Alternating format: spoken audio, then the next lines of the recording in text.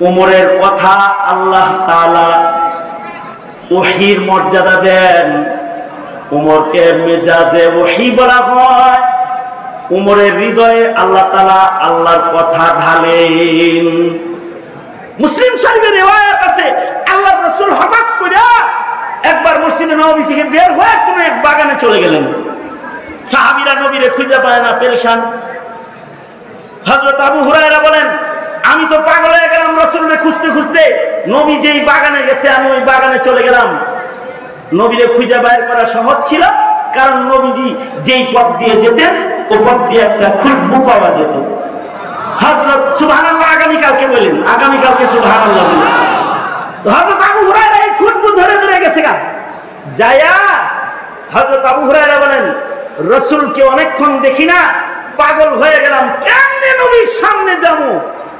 বাগানের চতুর্দিকে দেয়াল, গেট খুঁজে পাই না। পানি বের হওয়ার নালার নিচ দিয়ে হামাগুড়ি দিয়ে ভিজা নবীর সামনে হাজির হয়ে গেলাম। আল্লাহর রাসূল আমাকে দেখে বলে, আবু হুরায়রা? জি আবু হুরায়রা। আল্লাহর নবী, আমি আবু হুরায়রা। আল্লাহর রাসূল, আপনি আসছেন, আমরা সব পাগল হয়ে গেছি, সব তো এই বাগানের দিকে হানাইতেছে।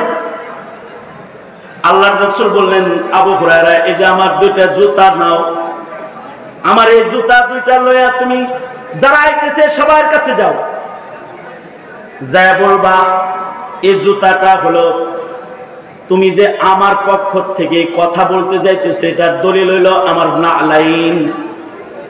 আমার এই দুই জুতা হাতে লইয়া তুমি যাও, যায়া জুতা দেখায় বলবা যে আমি নবীর কাছ থেকে এলাম, এই যে রাসূলের জুতা আমার হাতে আছে। আর আমার পক্ষ থেকে আগন্তুক সব সাহাবীদেরকে, মদিনাবাসীকে শোনায় দাও, মান ক্বালা লা ইলাহা ইল্লাল্লাহ দাখালাল জান্নাহ, যে মুখ দিয়া একবার বলবে লা ইলাহা ইল্লাল্লাহ সে জান্নাতি। এই কথাটা এখন যায় শোনায় দিয়ে আসো। হযরত আবু হুরায়রা বলেন, জুতা লয়ে দিছি দৌড়, গেট দিয়ে বাঁধিছি। গেটের বাইরে যায় দেখি অন্যান্য সাহাবীরা আসার আগেই হযরত উমর সবার আগে এসে দাঁড়ায় রইছে। আমি জুতা লয়ে গেলাম আর বললাম, নবী বলছে যে বলবে আল্লাহ ছাড়া আর কোনো ইলাহ নাই সে জান্নাতে যাবে। দলিল এই যে জুতা, রাসূল আমারে এগুলো সবার কাছে বলতে বলছে। হযরত উমর আবু হুরায়রার সামনে প্রাচীর হয়ে দাঁড়িয়ে ধাক্কা দিয়ে বললেন, বাগানের ভেতরে ঢুকো, এটা মানুষের কাছে এখন বলা যাবে না। হযরত আবু হুরায়রা বলে, নবী আমারে বলছে বলতে, আর আবু হুরায়রা বলে নবী বলছে বলতে, আর উমর কয় ভিতরে ঢুকতে। এটা একটা কথা? আমি জুতা হাতে নিয়ে ধাক্কা দিয়ে বললাম, না, আমাকে বলতে বলছে আল্লাহর নবী, আমাকে যাইতেই হবে। হযরত আবু হুরায়রা বলেন, হযরত উমর রে ধাক্কা দিছি, আর উনি যে আমার একটা ঘুষি মারছে বুকের ভিতরে একটা ঘুষি মারছে। হযরত আবু হুরায়রা বলেন, এক ঘুষি খায় আমি চিত হয়ে পড়ে গেছি। চিত হয়ে পড়ছে এক ঘুষি খায়, কারণ উমরের ঘুষি তো পাহলুয়ান। উমর তো ওই পাহলুয়ানের নাম। সাহাবায়ে কেরামের ভেতরে আজব কিছু। আবু বকর তো ওই আশিকের নাম। নবী যেমনি হিজরত করে আবু বকর তেমনি হিজরত করে। আর উমর হইল ওই পাহলুয়ানের নাম। সবাই রাতের আধারে লুকিয়ে লুকিয়ে হিজরত করে, আর উমর প্রকাশ্যে হিজরত করে। আর তরবারি তুইলা বলে, আমি যাইতাছি আমার নবীর কাছে। কোন মায়ের সন্তান যদি মাকে বুক খালি করতে চাস তো বাধা হয়ে আমার সামনে দাঁড়া। কেউ যদি তার বিবিকে বিধবা বানাইতে চাস, যাইতাছি মদিনায়, পারলে সামনে দাঁড়া। সেই পাহলুয়ান উমর। আর উসমান হলো সেই সাখী, সেই সাখাওয়াতের নাম, যাকে আরবের লোকেরা উসমানের সুটকেস, উসমানের ব্যাগ সবকিছু আগায় দিছে। আর কয়, আমনেও যাইবেন গা, চলেন আমনেরে আমরা আগায় দিয়ে আসি। কারণ এত ইহসান আরবের লোকেরা হযরত উসমান থেকে ভোগ করেছে যে হিজরতের দিনে গাট্টি মুখা আগায় দিছে। এক এক সাহাবীর এক এক শান। উমরের শান হলো গরম উমর, এক ঘুষি মারছে, চিৎ করে ফেলায় দিছে। আমি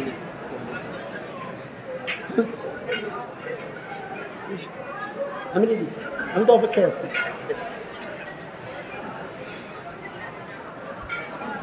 হযরত উমর তো এরকম পাহলওয়ান আল্লাহ তাআলা বানাইছেন, ঘুষি মারছে আর চিত হয়ে পড়ে গেছে। চিত হয়ে যখন পড়ছে, হযরত আবু হুরায়রা কোন রকমে উইঠা বুক টুক ধইরা আল্লাহর রাসূলের কাছে গেছে, যায় বলে খাইছে একটা ঘুষি। কইসা মারছে উমর আমাকে। আল্লাহর নবী, আমি আপনার কথা বলতে গেলাম আর উমর আমাকে মারলো। আল্লাহর রাসূল বললেন, উমর, আমি আবু হুরায়রাকে জুতা দিয়ে পাঠাইলাম দলিল শুদ্ধা এই কথা বলতে, মান ক্বালা লা ইলাহা ইল্লাল্লাহ দাখালাল জান্নাহ, তুমি তাকে ঘুষি মারছো কেন? হযরত উমর বলে, আল্লাহর নবী মদিনাতুল মুনাওয়ারাতে পাক্কা ঈমানদার যেমন আছে, কাচ্চা কাচ্চা ঈমানদারও তেমন আছে। আপনার এই কথা যদি আবু হুরায়রা জুতা হাতে নিয়ে যায় বলে, তাহলে সব আক্রোশী আর মাঝবান্ডারের মুরিদ হয়ে যাইব। কেউ আর নামাজ রোজা কিছুই করব না, খালি কালেমা পড়বো আর ভেবে খাইব। আল্লাহর রাসূল বললেন, উমর ঠিক বলেছ, না বলাই উচিত। ঠিক আছে, বলা নাই, ভালো হয়েছে। অর্থাৎ হযরত উমর হলেন মুহাদ্দাস। নবীজির কথা উমরের কলবের ভেতরে আল্লাহ তাআলা ঢালেন, আল্লাহর কথা উমরের কলবের ভেতরে আল্লাহ তাআলা নিজ জিম্মায় ঢেলে দেন। প্রশ্ন আসতে পারে, তাইলে উমরের হৃদয় আল্লাহ ঢাললো, নবীর সাথে কি খাতির? তাহলে উমরের চাইতে কম নাকি? নবী বুঝলো না? বুঝছে, কিন্তু নবী তখন আলমে রহমতের ভেতরে ছিল। এ কারণে রহমত আর মায়া মমতা যশ পয়দা হয়ে গেছিল। হযরত উমরের সাথে কথা যখন বলতেছে, তখন আলমের দুনিয়াতে আছে। দেখবেন কিছু কিছু হালাতে যে যা চায় তাই দিতে থাকে, এটা রহমতের সময় যায়। রাহমাতুল লিল আলামিনের রহমতের গালাবার কারণে বলে দিছে, যা যা কগা যে এ বলবে লা ইলাহা ইল্লাল্লাহ দাখালাল জান্নাহ। এই হযরত উমর তো এরকম একজন আলেম দ্বীন, যার সিনা এরকম। এই উমর ইন্তেকাল করলেন, তে ইলমের 10 ভাগের 9 ভাগ যেন ইন্তেকাল করলো। এই কারণেই উমরের প্রভাব আধা জাহানের উপরে পড়ে থাকতো। আমার নবীজির প্রভাব সব সময় মসিরতা শাহর, 1 মাসের ঘোড়া দৌড়ের রাস্তার ভেতরে রাসূলের প্রভাব পড়ে থাকতো। নবীর নায়েবদেরও প্রভাব পড়ে থাকতো, নবীর উম্মতেরও প্রভাব জমিনে পড়ে থাকতো। এক উমর ইবনে আব্দুল আজিজের প্রভাব জঙ্গল পর্যন্ত পড়ে থাকতো। জঙ্গলের প্রাণীরা প্রাণীর উপরে জুলুম করতো না। আলেম বা আমল যদি একজন হয়, তাহলে তার প্রভাব জমিনের রন্ধ্রে রন্ধ্রে পড়ে থাকে। এ কারণেই বা আমল আলেমে দ্বীন হাফিজজি যতদিন বাঁচা ছিলেন, গোটা জমিনের রং ভালো ছিল। বা আমল আলেমে দ্বীন শেখুল হাদিস আল্লামা আজিজুল হকের প্রভাব সারা বাংলার রন্ধ্রে রন্ধ্রে পড়েছিল। বা আমল বা তাকওয়া আলেমে দ্বীন মুফতি আমিনী রহমাতুল্লাহের প্রভাব সারা বাংলার রন্ধ্রে রন্ধ্রে পড়েছিল। বা আমল একজন আলেমে দ্বীন শেখুল ইসলাম আল্লামা আহমদ শফি হাটহাজারীর দার্সে হাদিসের মসনদের ভেতরে বসে হাদিস পড়াইতো, কিন্তু গোটা বাংলার রন্ধ্রে রন্ধ্রে শেখুল ইসলামের প্রভাব প্রতিপত্তি পড়ে থাকতো। বা আমল একজন আলেমে দ্বীনের যদি মৃত্যু হয়ে যায়, তখন মওতুল আলেমি মওতুল আলম, একজন আলেমের মৃত্যুতে গোটা পৃথিবীবাসীর মৃত্যু হয়ে যায়। সঙ্গত কারণে একজন আলেমে দ্বীনের অনেক দাম। মাদারিসে কওমিয়া ওই আলেমে দ্বীন পয়দা করে যে আলেমে দ্বীনদের প্রভাবে সমাজ ভালো হয়। মাদারিসে কওমিয়া ওই প্রভাবওয়ালা বা আমল আলেম পয়দা করে যাদের প্রভাবে নাস্তিকরা থরথর করে কাঁপতে হয়।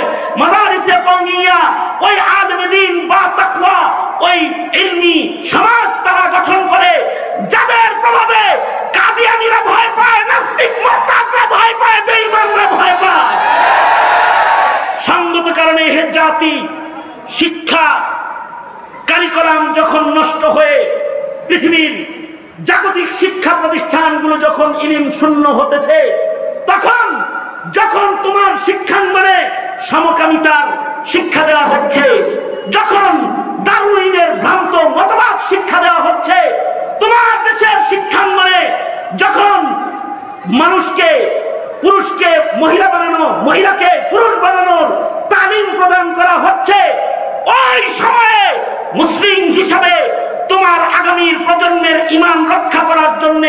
তোমার আগামী প্রজন্মকে আলেমে দ্বীন বানাবার জন্য, মুত্তাকি পরহেজগার বানাবার জন্য, তোমার আগামী প্রজন্মের ইসলামের ঝান্ডাকে সংরক্ষণ করার জন্য তোমাদের দায়িত্ব দেশের মাদারিসে কওমিয়া গুলোকে পাহারাদারি করে একদল ওই বা তাকওয়া বা রব জামাতকে গঠন করা, যাদের মাধ্যমে পৃথিবীর জাহালাত আর মূর্খতা দূর হবে, আর শিরক আর বিদআত দূর হয়ে ঈমানের রাজ এই পৃথিবীতে সংরক্ষিত হবে। এই বাংলার মাটিতে ইলমের সুবাতাস বইবে, সুন্নতের সুবাতাস বইবে।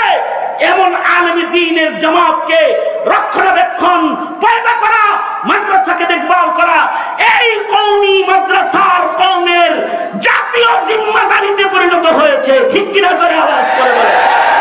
সঙ্গত কারণে হে জাতি, আপনারা সকলে মাদারিসে কওমিয়ার পাহারাদারি করবেন তো ইনশাআল্লাহ? জোরে আওয়াজ করে বলেন, করবেন তো ইনশাআল্লাহ? তৈয়ার থাকবেন তো ইনশাআল্লাহ? মাদ্রাসাগুলোর হার কিসমের খিদমত করে জাতির যোগ্য বারো সন্তানদের সিলসিলা জমিনে আগমনের ধারাকে অব্যাহত রাখতে আমরণ মাদারিসে কওমিয়ার সাথে থাকবো ইনশাআল্লাহ। কারা কারা? আল্লাহ তুমি আমাদের সবাইকে কবুল করো, ইলমের কদর বুঝার তৌফিক দান করো। আল্লাহ আমরা যেন ইলমকে সমাজের মাঝে ছেড়ে দেই, আলেমকে যেন সমাজের গলিতে গলিতে ছেড়ে দেই, ইলমকে যেন দায়বদ্ধতার বাউন্ডারিতে আটকায় না দেই, আলেমকে যেন জেলখানার ভেতরে আটকায় না দেই। আল্লাহ এই সহি বুঝ আমাদের সবাইকে তুমি দান করো। সকলে চিৎকার করে জোরে আওয়াজ করে বলুন আমিন। আমি আমার সংক্ষিপ্ত মুখতাসার বক্তব্যের ভেতরে ইলমে দ্বীনের গুরুত্ব আর আলেমের কর্মকাণ্ড ও আলেমের মর্যাদা, আলেম গঠনের ফায়দার উপরে যে সবকটুকু আপনাদের সামনে তাকরার করলাম, যা কিছু বলেছি এর থেকে আল্লাহ তাআলা সহি বুঝ আপনি আমি সকলকে আল্লাহ তাআলা দান করুন, এই আশাবাদ ব্যক্ত করেই আমি আমার সংক্ষিপ্ত কথা এখানেই গুটিয়ে আনছি। जो कुछ हुआ या रब तेरे करम से हुआ, जो कुछ होगा तेरे करम से।